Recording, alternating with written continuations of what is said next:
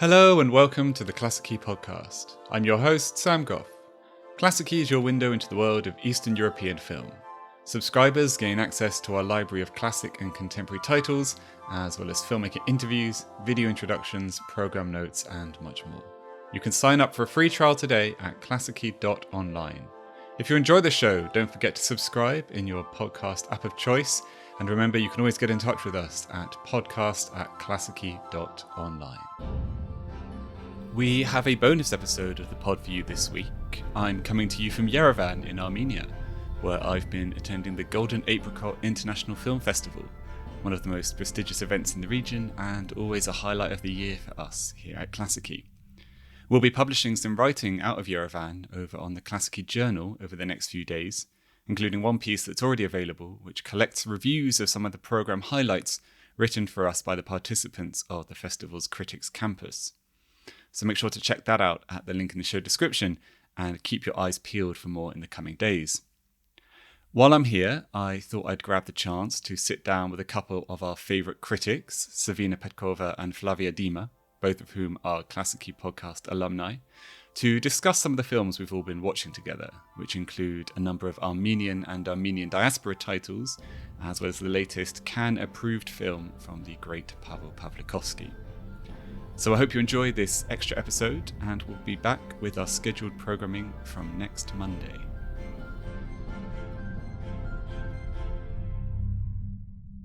All right, Savina and Flavia, here we are in our hotel in Yerevan, in beautiful Yerevan, escaping the blazing sunshine. And we've managed to catch a couple of films. And I think there's one film that we've all seen. So we can start with that, which is Marlene Edoyan's A Fire There, which is screening in the regional competition. Who wants to jump in first on that? Maybe you can give us a recap of the film. Because I was very fresh to it. I wasn't familiar with that region of Georgia, but maybe I can also do that if you prefer. Okay, I when I give recaps, I tend to ramble on far too long. I'm very bad at editing myself live. But so this is a documentary in inverted commas, a kind of scripted, collaborative documentary fiction hybrid by Marlene Edoyan, who's an Armenian heritage filmmaker based in Montreal. And it is set in the south of Georgia in an Armenian community. So Armenians living in Georgia, in a rural kind of shepherding farming community, and it follows three young men who have to kind of decide what shape their life is going to take, whether they're going to stay in the village, whether they want to move to Tbilisi to study, whether they want to move to Russia as a migrant worker, and it's playing out against the backdrop of the war in Ukraine and the conflict in Nagorno-Karabakh and so on. So that's the setup. Savina? Yeah, you said it was fresh in your mind? It was very fresh in my mind, and I heard of it because Sona, as one of the programmers here, recommended it to me. She was hosting the Q&A that I went to, so I went to the Armenian premiere of the film, I guess, which felt quite special. The director was there, some of the protagonists were there, some people from the village, other young men had come to cheer them on, which was a very, very sweet atmosphere. And I heard in Sona's intro that the film has won Division du Riel, which is a festival I don't usually follow. So I guess it came with that halo already of a winner. So I guess I was watching it with that in mind. And visually very striking. It's beautiful, and the director herself, she describes it as that she says we shot it as a fiction film. I think that means both the blocking, the use of camera, lenses, nature as a protagonist. It's a very textured but also delicate camera work in the way that it follows these protagonists in their daily lives and with their families and interactions as well. Very beautiful colors too. So it has that halo of aesthetically pleasing halo on top of the award winning. But I was wondering, what was it about the film that captivated the jury?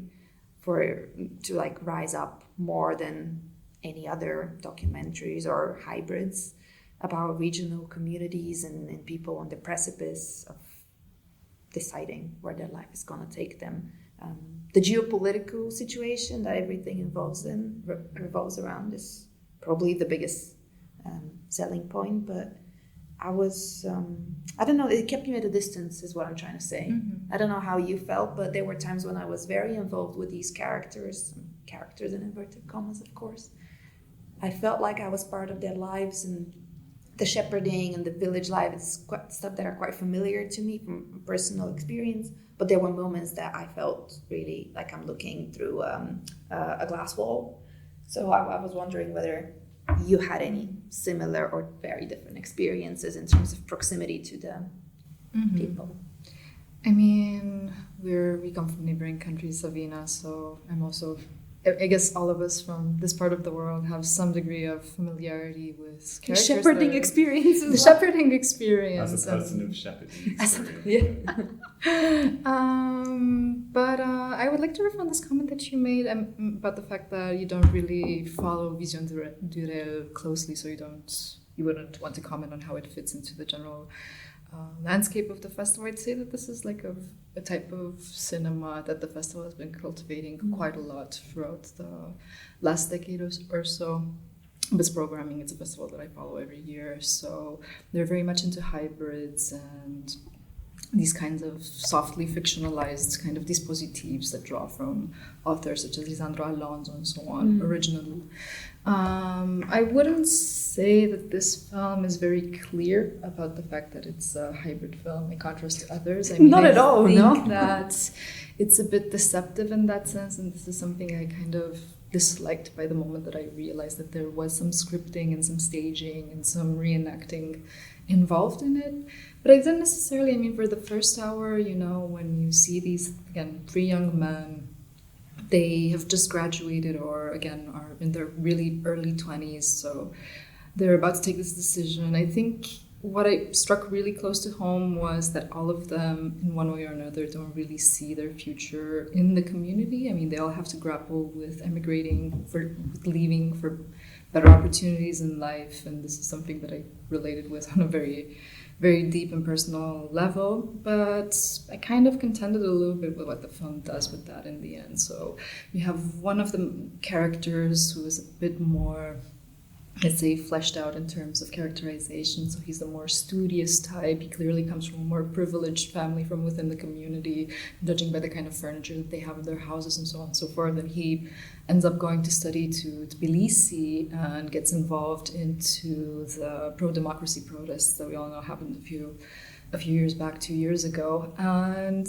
in that point, I felt that the film kind of takes a turn and kind of loses a bit touch to the faithfulness of reality. I felt that from that point, from a certain point onward, it becomes very much about the political climate and political positioning, to the degree that it gets this sort of inadvertent quasi-nationalistic tone by the end, even though, again, it's posited like, look, we're the good guys, we're the Democrats, the reformists, the educated people that also want to help people in impoverished areas emancipate themselves and so on and so forth. But something in there felt, I don't know, I wouldn't necessarily call it contrived, but I felt that from a certain point onward, again, it becomes more of a vehicle for these kinds of ideas.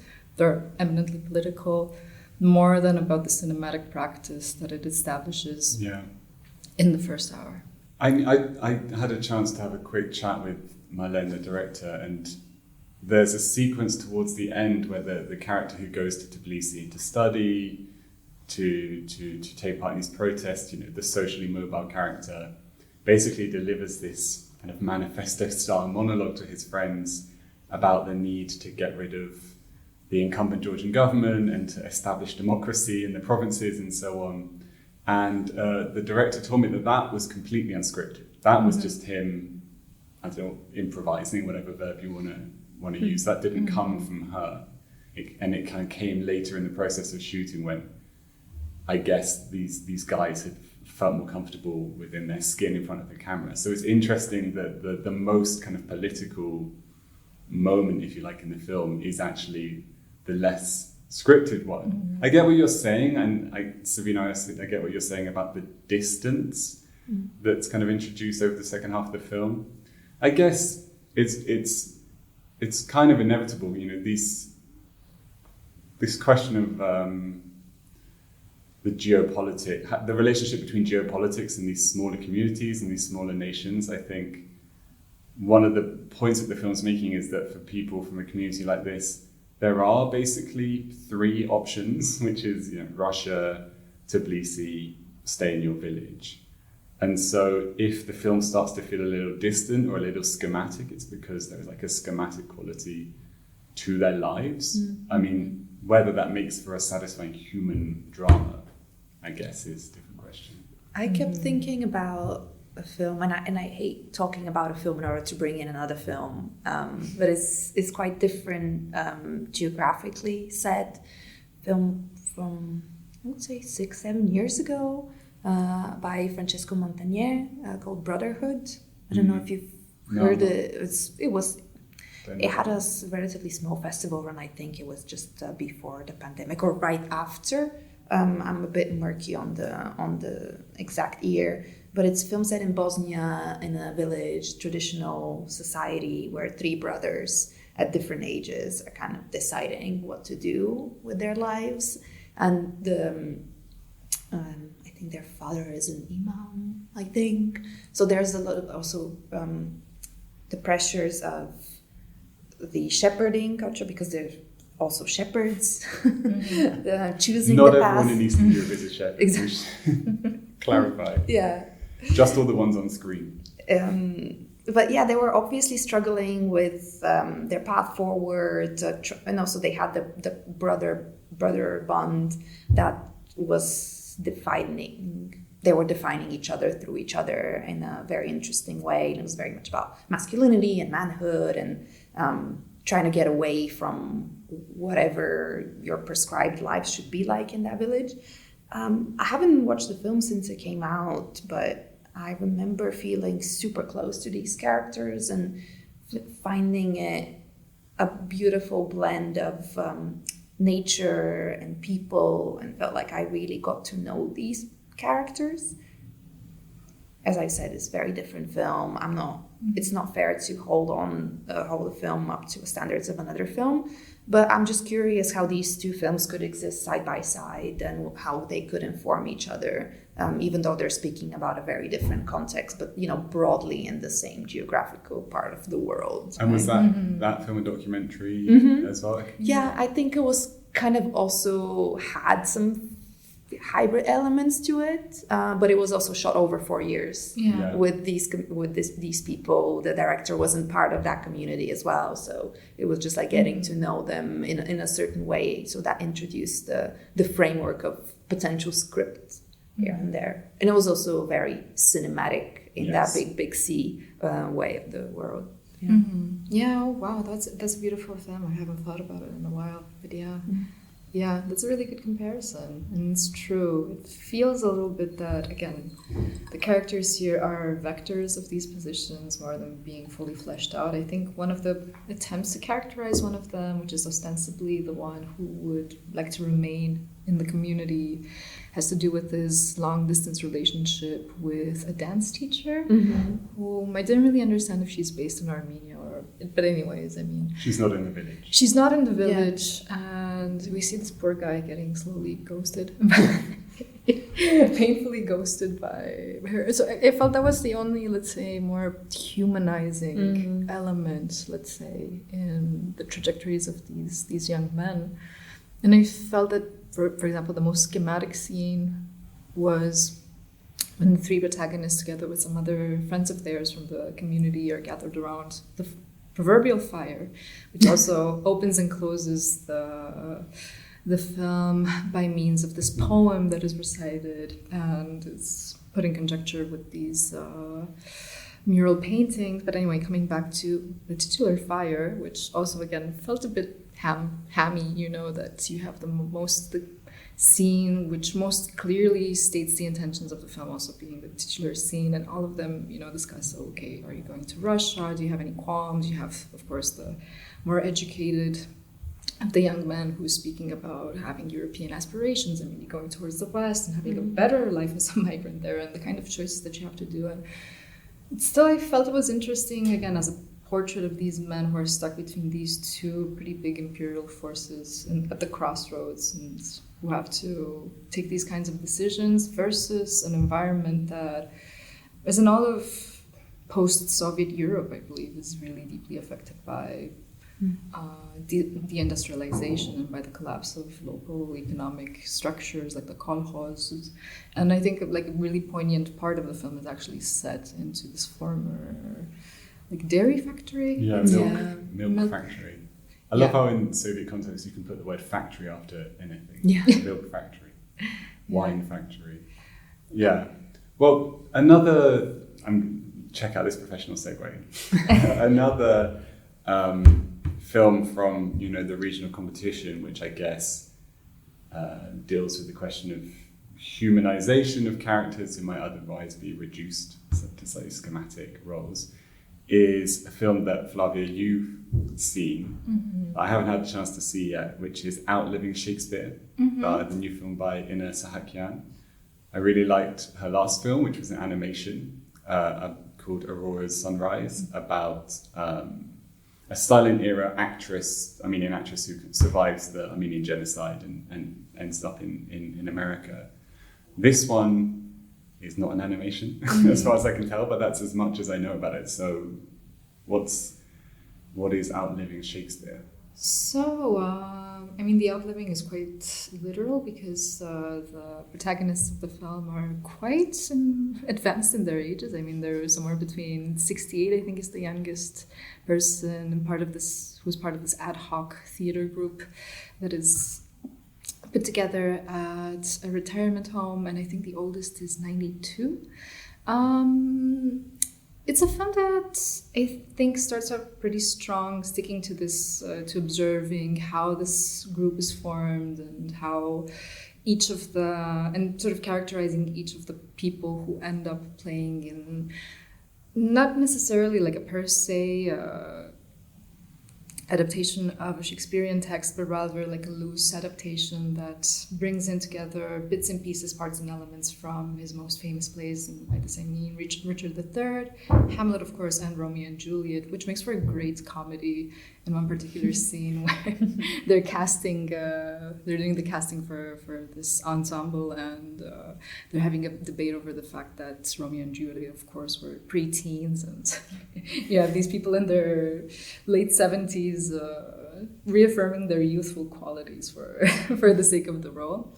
And that part I found really endearing, really beautiful. Of course, a lot of it also has to do with, again, the logistics of bringing together not just people who are elderly, but of different degrees of ability into a theatrical production, and what kind of challenges that also entails. But I felt that at one point the film gets a little bit seduced by its characters, and in particular one of the characters that it follows quite a lot is this older lady who, as far as we can tell from the film, is a former member of the Soviet parliament at one point, and who is a total heartbreaker. She's a diva. She's like dancing, she's flirting with everybody, she's talking about the fact that she had quite a prolific love life in her youth, and so on and so forth. So she's truly a very seductive character for the camera in that sense as well, for a narrative. But I felt that towards the end of the film, it strays a little bit too much from the initial device, which is, again,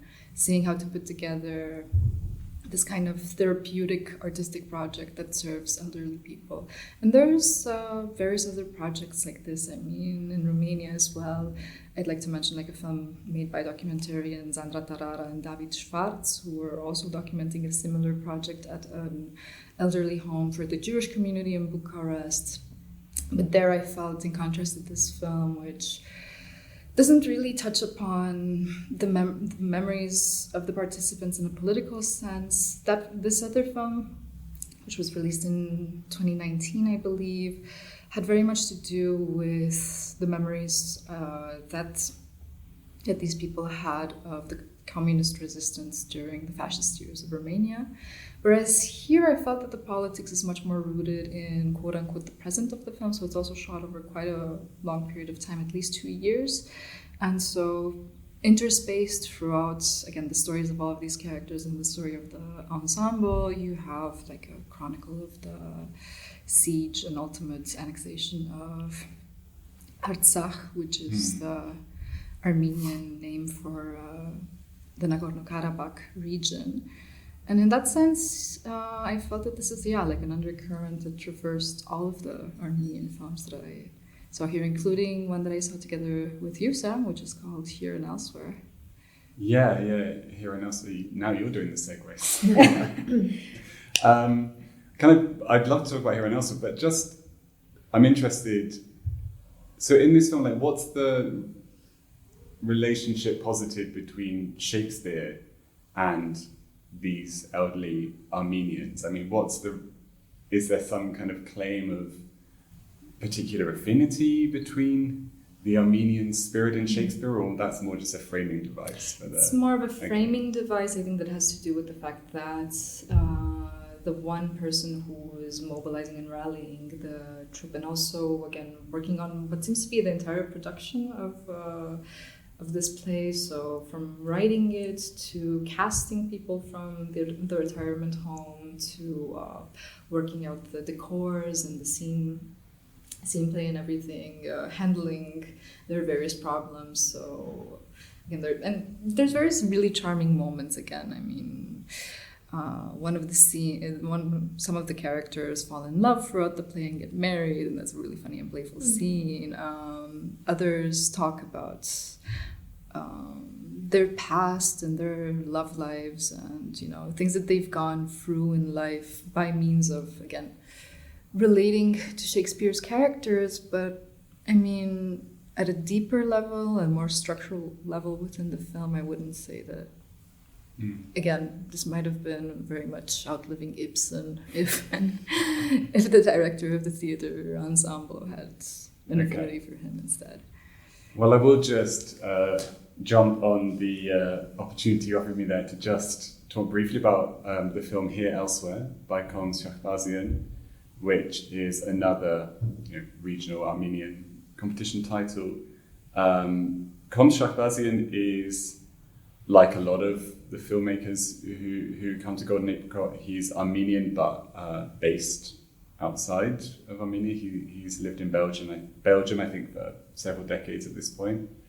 And he's made films before set in and collaborating with people from Artsakh, Nagorno-Karabakh. And this film is quite short. It's like just over an hour documentary.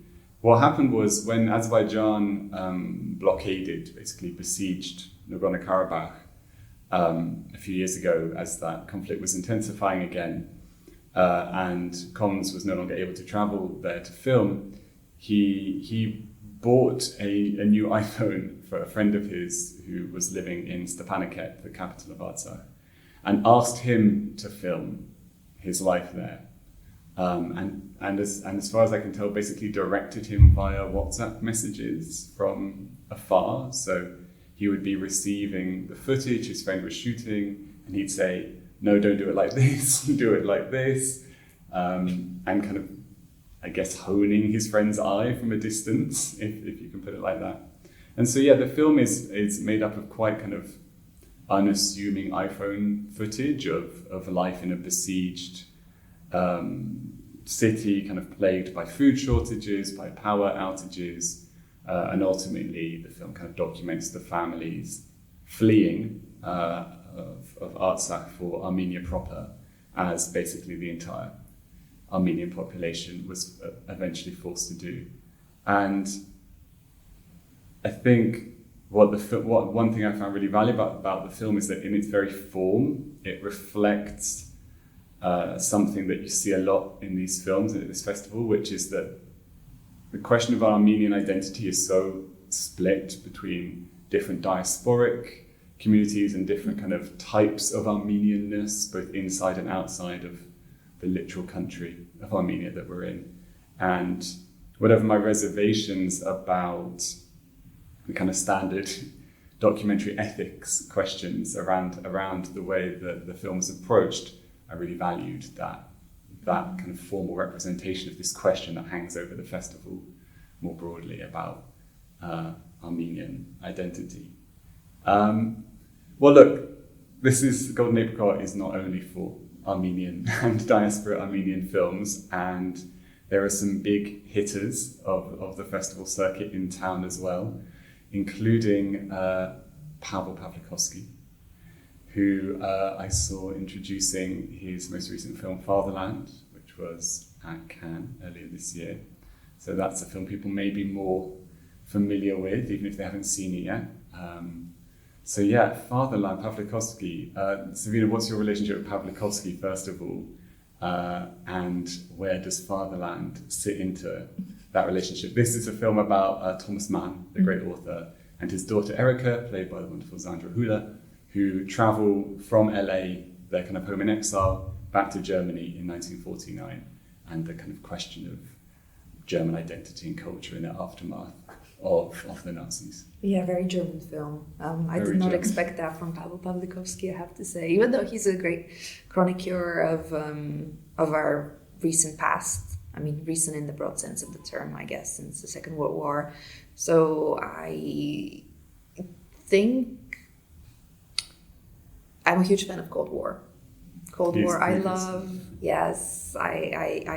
the love story at the center of it. Ida leaves me a bit colder than I would like to admit. And this film, Fatherland, doesn't do much for me on an emotional level, but I found it really, really stimulating intellectually and very interesting to watch. I had a lot of questions in my head. It's a great film to talk about, I think, as well, especially if you have a little bit of tendency to wrestle with what is German identity yourself, even if you're not German, as I'm not. I guess these years of post-war trauma, and also always returning to the site of trauma, is something that really deeply interests me. So I think I was really struck by that kind of energy exchange between Sandra Hüller's character, who's always haunted by the specter of her twin brother, who is present in the film for exactly, 1 minute, the opening scene, maybe 2 minutes perhaps, but is present throughout in her mind, and as much as her father doesn't want to admit it in his as well. So I like the spectrality of that, and I think that's a great way to approach history and to wrestle with the notion of what's right, what's wrong. It's also very much about the art and the artist and the demands that the present always makes out of artists. So in a way it's very contemporary, but I think what I liked most about it was how it addressed the past proper in a very Pawlikowski way, like really detailed and rigorous. The man never met a symmetrical composition that he didn't adore. Flavia, got any brief take on the weighty and expansive subject of Fatherland?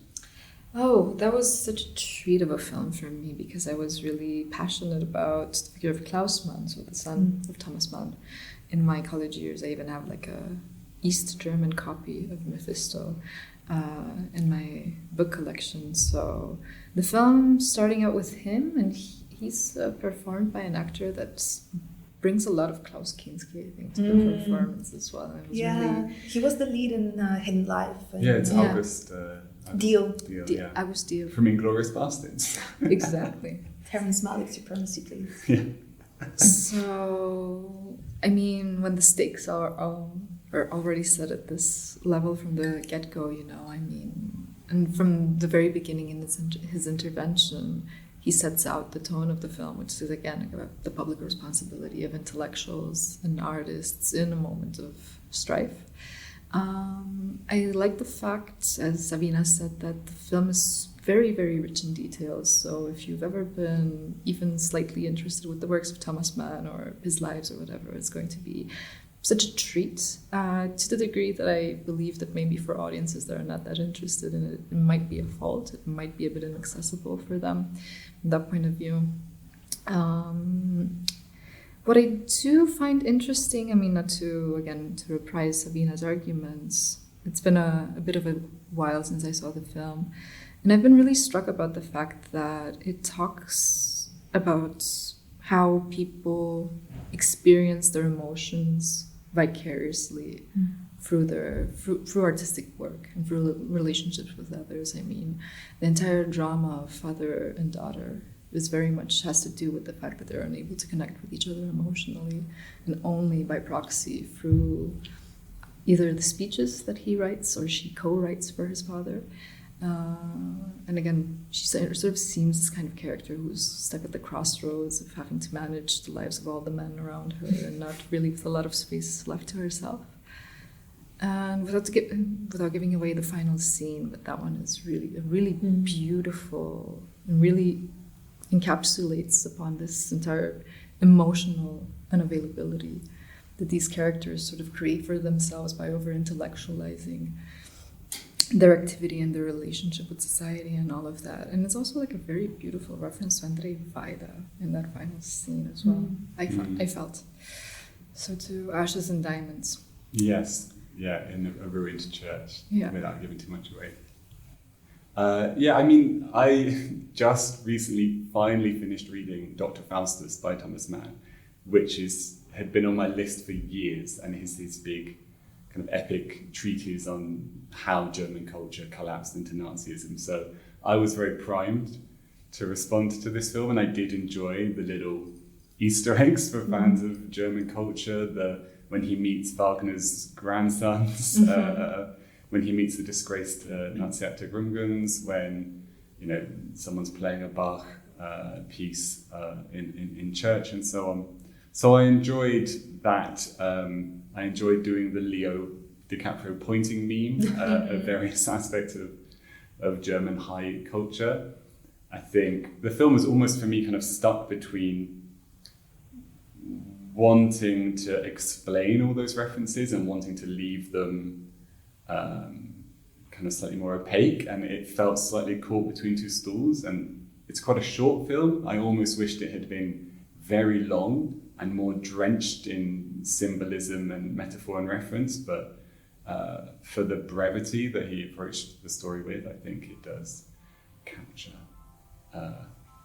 something very evocative. And I think that will do for us here, because we will need to go and watch more films and enjoy the sunshine and the atmosphere of Yerevan. But Savina and Flavia, thanks for joining me, and great to be with you here. Thank you. Thank you. Thank you for having us.